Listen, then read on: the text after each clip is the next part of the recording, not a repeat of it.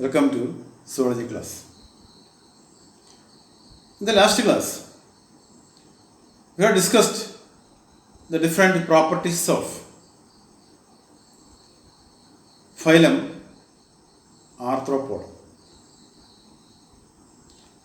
Now in this class, we shall discuss the different properties, different features of two phyla. The first one is phylum Mollusca. Phylum Mollusca. Let us see what are the important features of this phylum.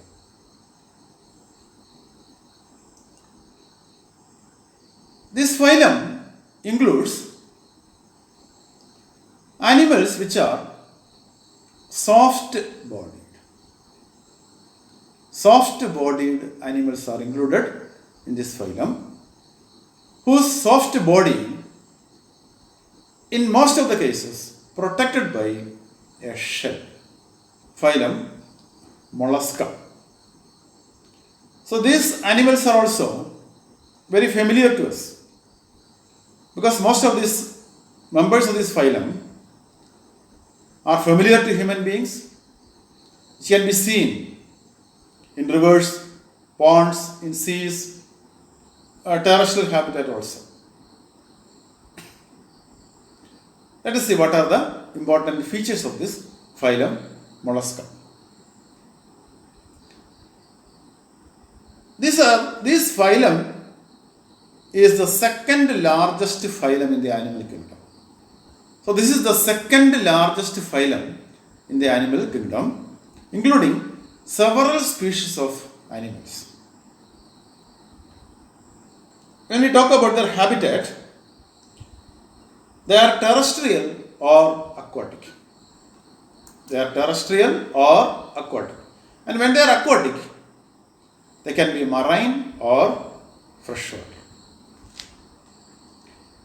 And they have an organ system level of organization. Their body organization is organ system level of organization. Now their body is unsegmented. They have an unsegmented body, but that body has three divisions.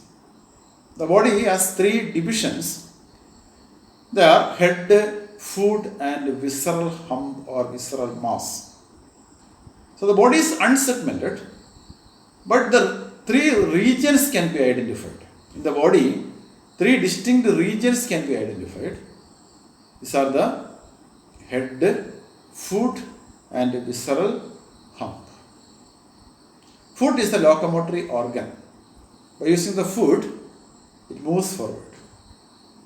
And visceral hump is also called visceral mass. And visceral hump or visceral mass is the main body, is the main part of the body where all the internal organs are present. So it is a visceral hump or visceral mass where all the internal organs are situated. Okay. So the next character is the visceral mass is covered by a soft layer called mantle. So I told you the visceral hump or visceral mass is the main body in which all the internal organs are seen, and that is covered by a soft layer called mantle. So mantle covers the visceral hump or visceral mass. And between the visceral mass and the mantle, a mantle cavity can be seen. A mantle cavity. So mantle cavity is the layer outside the visceral hump, and between the visceral hump and the mantle, a space is there. That space is called mantle cavity. That space is the mantle cavity. Okay. And respiratory structures are gills. They are not only respiratory structures, they are excretory structures also. So both excretion and respiration are carried out by gills. Okay. Then, in some mollusks, a rasping organ called a radula is present. What do you mean rasping organ?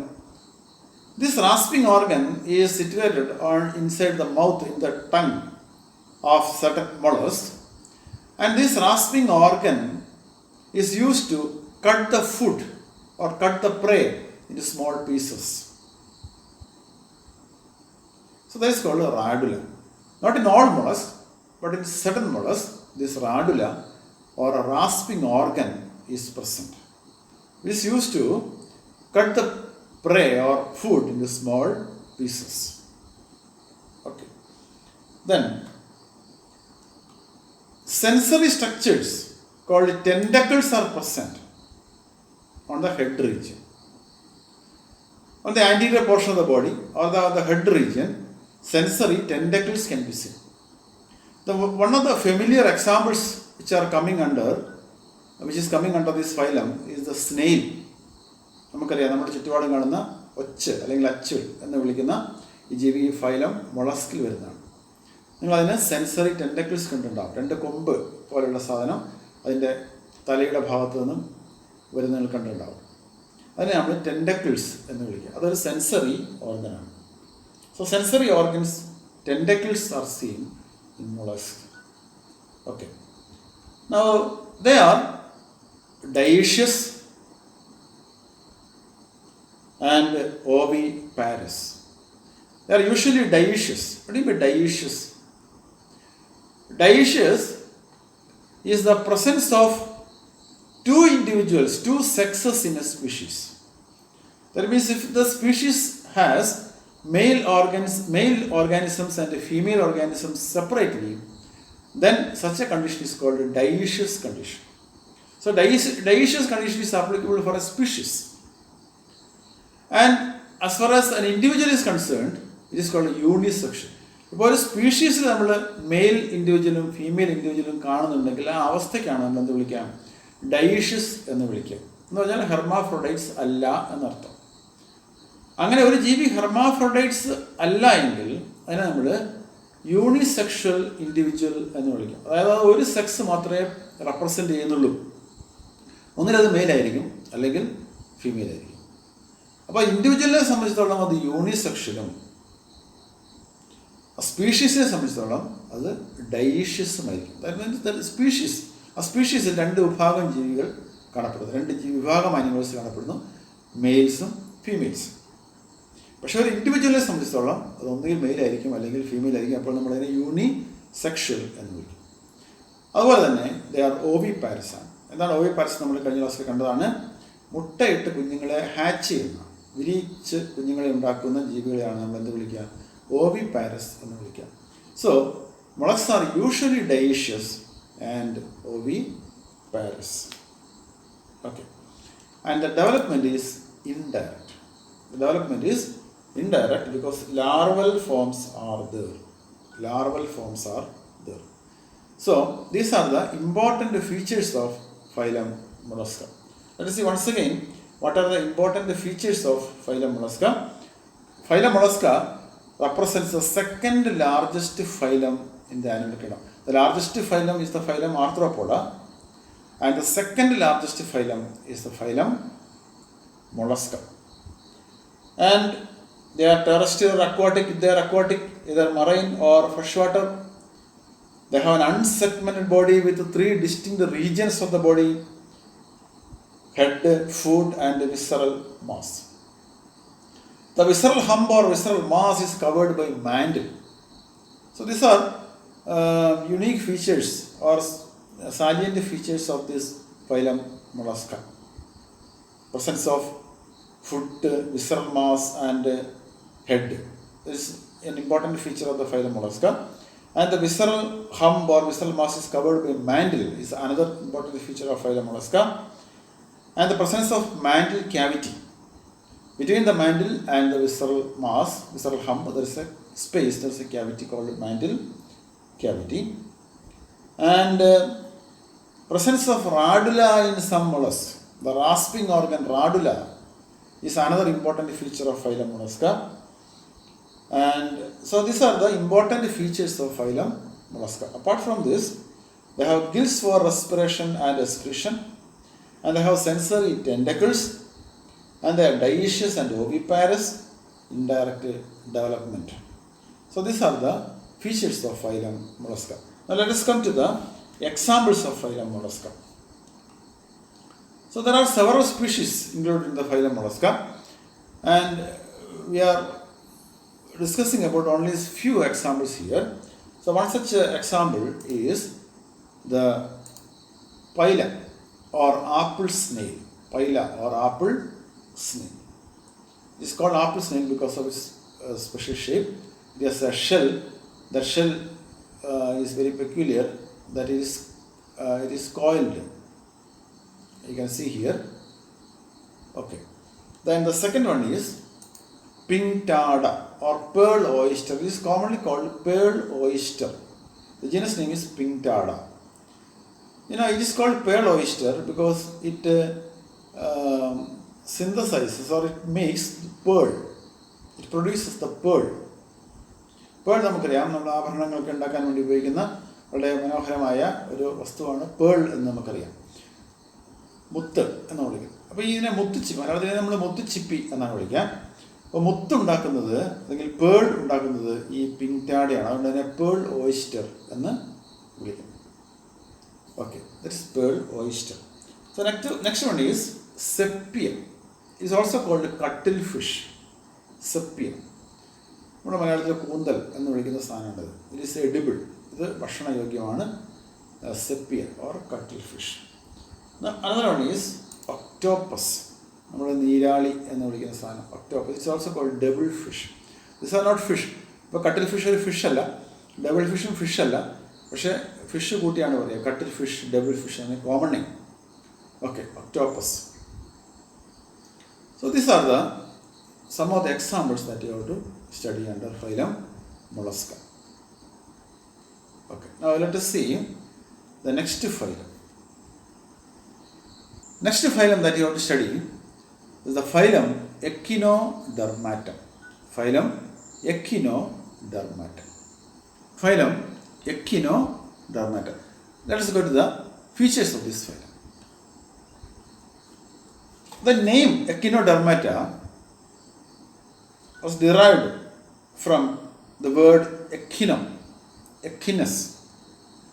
Echinus means spine. So they are spiny skinned animals. Echino means spine, derma means skin. So they are spiny skinned animals. Their body has so many spine-like structures. Spine-like structures protruding from their skin. So that is why they are called ECHINODERMATA, spiny skinned animals. Now, they have an endoskeleton. These animals have an endoskeleton made up of calcareous ossicles. Calcareous ossicles means calcareous plates. Calcareous means calcium carbonate, made up of calcium carbonate. So, calcium carbonate ഉണ്ടാക്കിയ plate-like substances കാണാം അവയുടെ ശരീരത്തിൽ. അതൊരു എൻഡോസ്കെലറ്റനായിട്ട് പ്രവർത്തിക്കും. So, it provides support, strength and support to the body.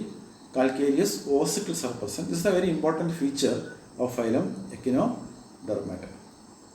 Presence of calcareous ossicles or calcareous plates as endoskeleton. Now they are exclusively marine.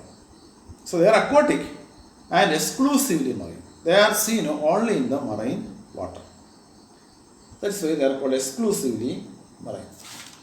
Now another important feature is that adults are radially symmetrical, whereas larvae are bilaterally symmetrical. So two types of symmetry can be seen in the same individual. When they are adult, they show radial symmetry. They are radially symmetrical, but their larvae are bilaterally symmetrical. So this is an interesting feature of phylum ECHINODERMATA. Okay. Now they have two clear sides of their body.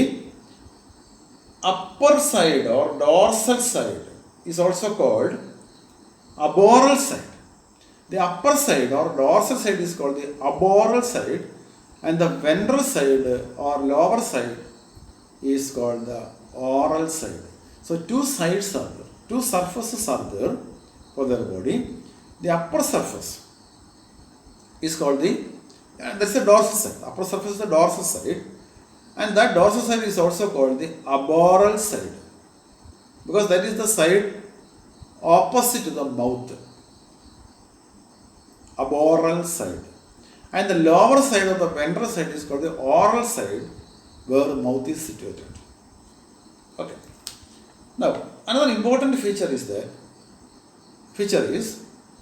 they have a water vascular system.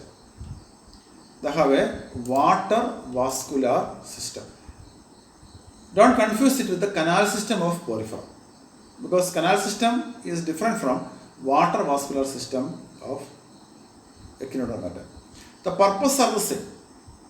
In canal system, we have seen the porifera, three main functions are performed by the canal system: excretion, respiration, and nutrition. Here also, same, these functions are performed by water vascular system. Inside the body, so many channels are there. In the body of the echinodermata, so many channels are there, and through these channels, water current is maintained. Water from outside comes into the canal system, water vascular system, and goes outside. And structurally, there are certain differences between the canal system and the water vascular system. So, water vascular system is much more, it's an upgraded version of the canal system, and it is more efficient than the canal system. So, both are different. So, water vascular system, echinodermatide വളരെ പ്രധാനപ്പെട്ട ഒരു ക്യാരക്ടറാണ്, and unique character. Water എക്കിനോഡെർമാറ്റയിൽ മാത്രം കാണപ്പെടുന്ന ഒരു ക്യാരക്ടറാണ് presence of water vascular system. Now, here excretory system is absent. Excretory system is absent here because there is no need of an excretory system as water vascular system is present. ഈ water vascular system തന്നെയാണ് excretion നിർവഹിക്കുന്നത്, അതുകൊണ്ട് തന്നെ excretory system കാണപ്പെടുന്നില്ല. Okay. Then there are also dioecious. Sexes are separate. Both male individuals and female individuals are separate. And reproduction is only by sexual method. Sexual reproduction is present. Fertilization is external, not internal. Fertilization is external. Fertilization takes place in the water, external. And development is indirect. Okay. So these are the important features of, some of the features of phylum Echinodermata. Let us see once again what are the features of phylum Echinodermata. They have spiny skin. So that is why they are called Echinodermata.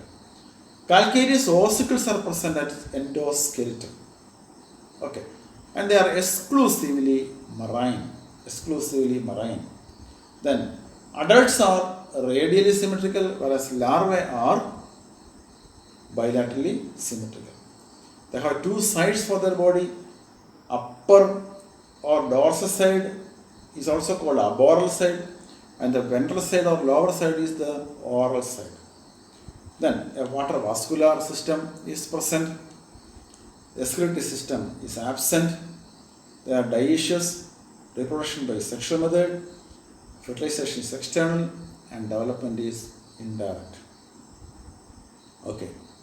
Development is indirect, larval forms are there, and in most cases, many larval forms are there. More than one larval forms are present in most cases. Let us go to the examples of phylum Echinodermata. One is Asterias. It's also called starfish. Asterias, starfish. Then another one is Echinus. It's also called sea urchin. Echinus or sea urchin. Then another example is Antedon. It's called sea lily because of its shape. Antedon or sea lily. And another example is Cucumeria or sea cucumber because of its shape like a cucumber. Cucumeria or sea cucumber. നമ്മുടെ മലയാളത്തിൽ കടൽ വെള്ളരിക്ക എന്നൊക്കെ പറയും. Okay, sea cucumber, Cucumaria. So these are some of the examples that we have to study in the phylum ECHINODERMATA. So we have seen the features of two phyla here, phylum MOLLUSCA and phylum ECHINODERMATA, and their examples also. Okay, we shall wind up the class here.